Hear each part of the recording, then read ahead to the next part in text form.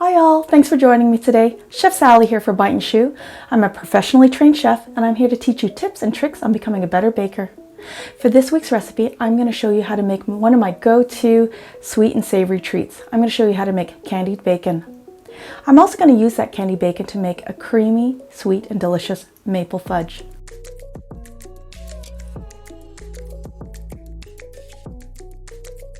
Growing up as a kid, I always looked forward to going to Niagara Falls, where the falls were beautiful, but I also like to stroll along the streets and check out all the maple fudge shops.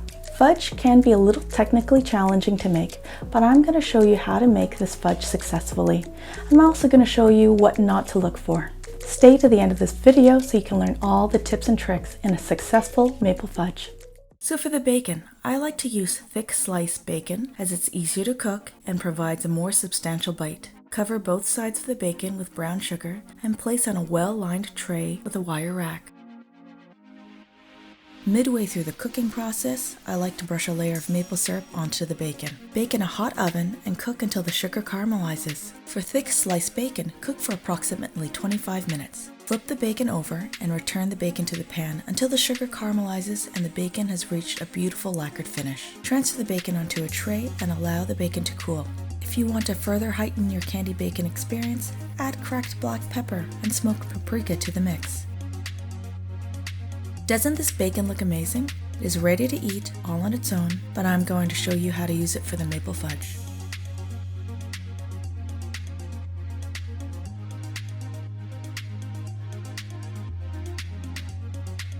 Dice the bacon and set aside.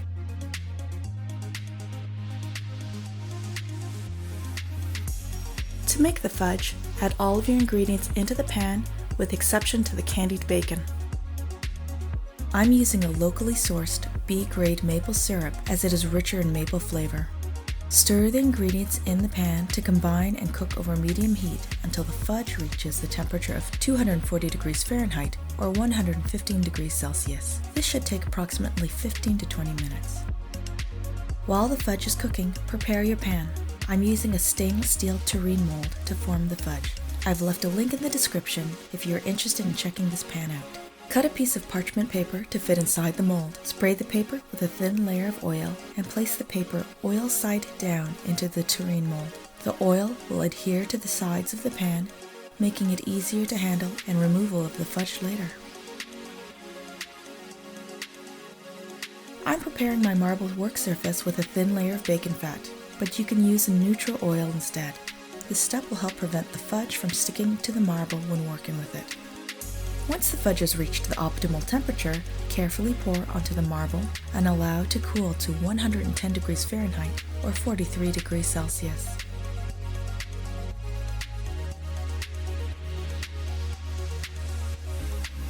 At this point, I sprinkled the bacon onto the fudge, but you can also substitute for chopped pecans or walnuts. Once it is cooled, it is time to table the fudge. I'm using a scraper to lift and fold the fudge. Continue turning and folding the fudge until it slightly lightens in color, has a matte shine finish, and the fudge begins to thicken and flows slower onto the marble when it's moving. If you don't own a marble, you can pour the fudge into a mixing bowl and leave undisturbed until it cools to temperature.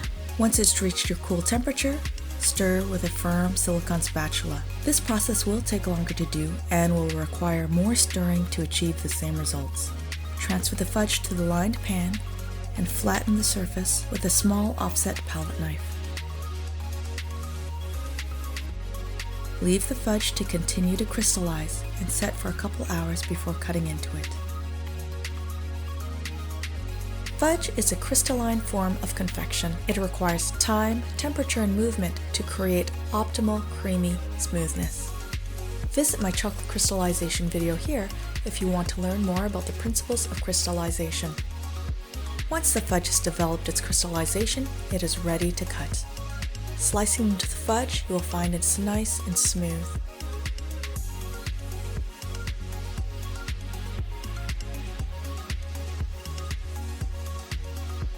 Here is a small sample of the same fudge mixture that has less stirring. As a result, the fudge is hard and gritty with large sugar crystals. If prepared properly, the fudge will be creamy, smooth, and melt in your mouth. Thanks for watching. Let me know in the comments what your favorite candy is. Do you like crunchy candy bars or chewy caramels? I might make your request in a future video. In the meantime, if you want to learn more about fruit desserts, I recommend this video. Or if you want to learn more about confections, watch this playlist. Cheers!